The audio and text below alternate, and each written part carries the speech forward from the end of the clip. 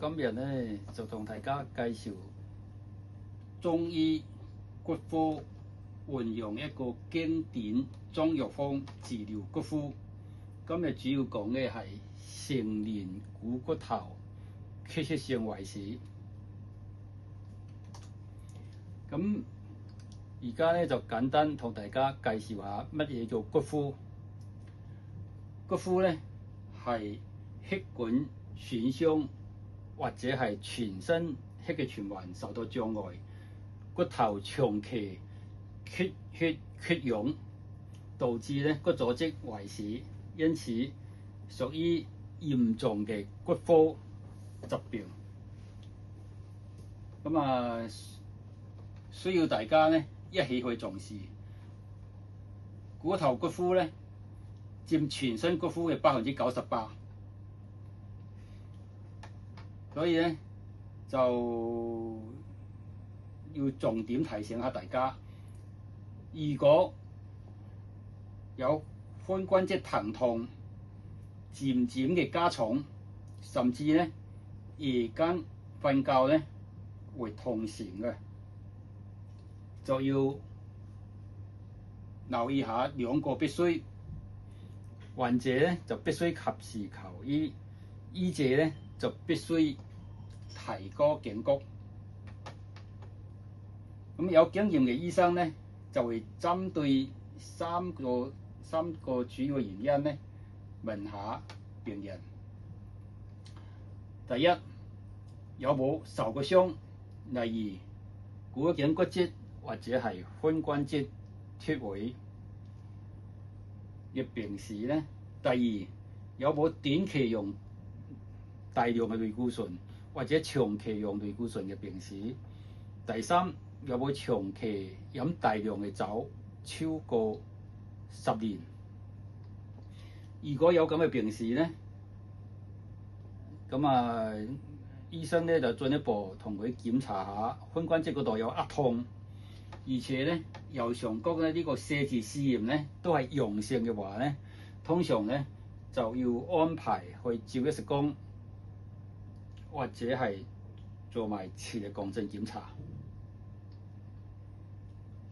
咁喺檢查咗之後咧，就根據一個國際骨循環研究會咧 ARCO 咧，就將佢咧分為4期。由左至右咧，就1期係最輕，4期咧係最嚴重。第1期咧，一般 X 光片咧係睇唔到嘅。第2期咧就 X 光片咧係可以睇到。呢度有啲骨密度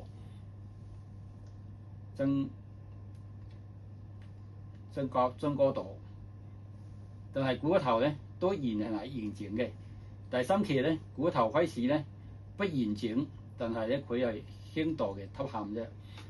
第4期咧就股骨頭咧凹陷同埋變扁咗。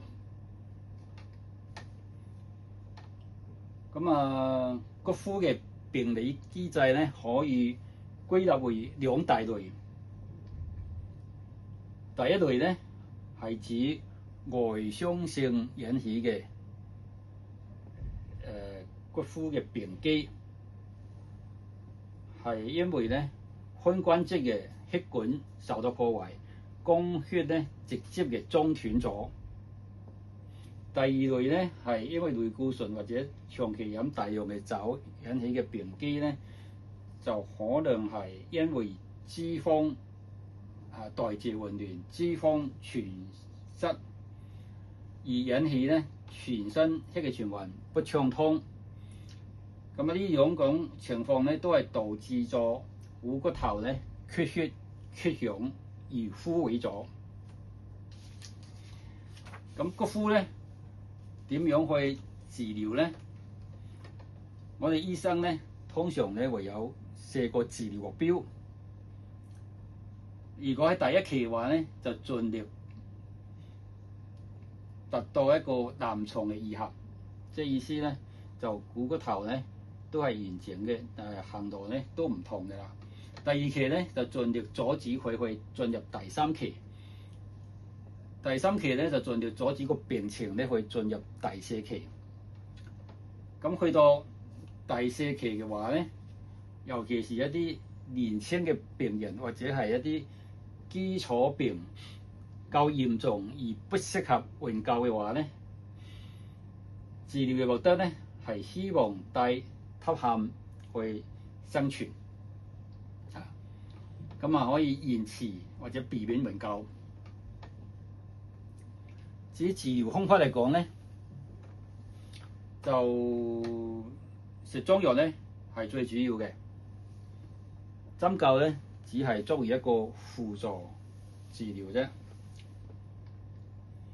咁治療嘅原理咧就可以從兩個角度去分析。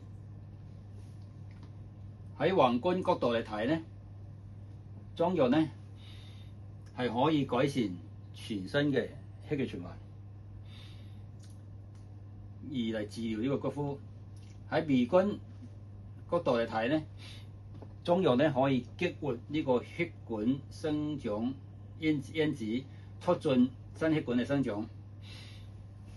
治療咧就有三個原則，即係中藥治療有三個原則，就主要係補腎兼施。我啲懷疑咧係腎嘅，補氣、理氣、補肝腎咧係補嘅。咁啊，通常咧就用一個經典嘅中藥方，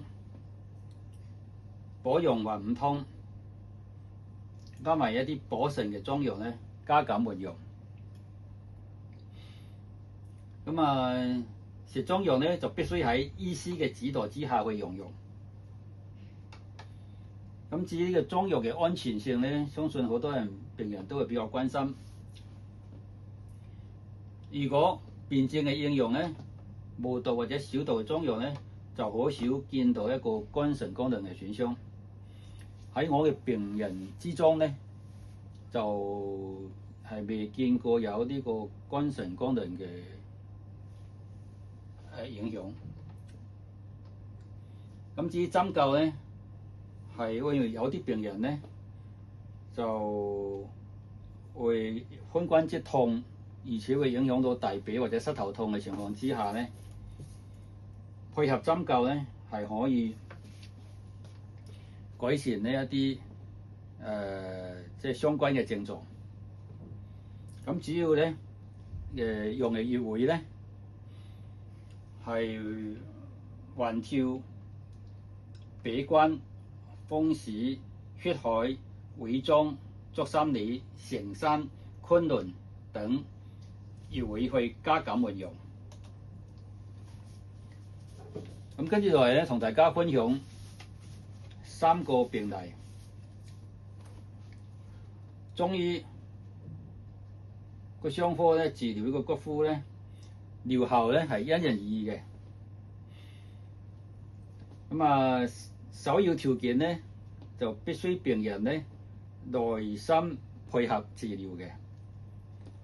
今日講嘅三個病人咧係非常之合作嘅，所以療效咧亦都比較好。第一個咧係一個60歲嘅女性，由股骨頭咧類固成骨枯第一期。咁啊，經過咧食中藥去治療咧，第4日咧就開始見效嘅啦。咁啊，一共咧治療咗11個月，右邊嘅髖關節疼痛咧就基本上係消失咗啦。咁啊，從右邊嘅三張圖咧，我哋可以睇到第一張咧係 X 光片，咁啊睇落去咧係都正常嘅。咁啊，所以呢種情況咧，我哋懷疑佢骨枯咧就會進一步做磁力共振，就發覺咧原來佢係骨枯嘅第一期。咁第三章咧係停藥之後嘅10年，再照 X 光咧去覆查，就未見佢咧係進入第二期，即係達到我哋嘅治療目標。第二個咧病例咧就係43歲嘅男性，就兩邊嘅骨頭咧就係高血脂性嘅骨枯2期。因為呢個病人咧就我哋頭先講一個心大原因引起嘅。咁呢個病人咧就用中藥治療咧，大概1個月先至開始見效。咁一共治療咗1年，個髖關節嘅疼痛咧就明顯係減輕咗。但因為佢咧就需要喺啲戶外工作，有陣時會行得比較多啲。喺期間咧就一兩個禮拜咧就要煲1、2劑中藥咧嚟維持嗰個療效。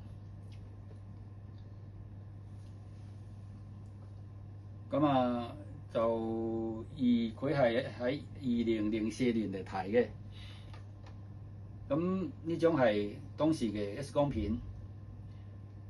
咁喺2012年咧，再8年後咧，再照 X 光片去覆查咧，就基本上咧佢都維持喺第2期，因為骨頭咧都唔會即係好少變形嘅嚇。咁亦都係達到我哋嘅2期目標。第3個病例咧係一個20歲嘅女學生。咁佢咧就喺呢個2014年咧就俾確診咗係呢個兩邊嘅股骨頭咧類固醇性嘅骨枯。因為呢個病人咧係紅斑狼瘡，就需要用類固醇去治療嘅。咁所以咧，有機會咧係同類固醇治療有關。咁嚟到呢度咧，我哋就同佢咧用中藥加針灸去治療，亦都係要1個月先至開始見效嘅。咁一共咧就治療咗2年幾，跟住咧個病人咧就唔需要咧再借助拐杖去行路啦。喺大學畢業之後咧，仲可以去歐洲咧旅行1個月。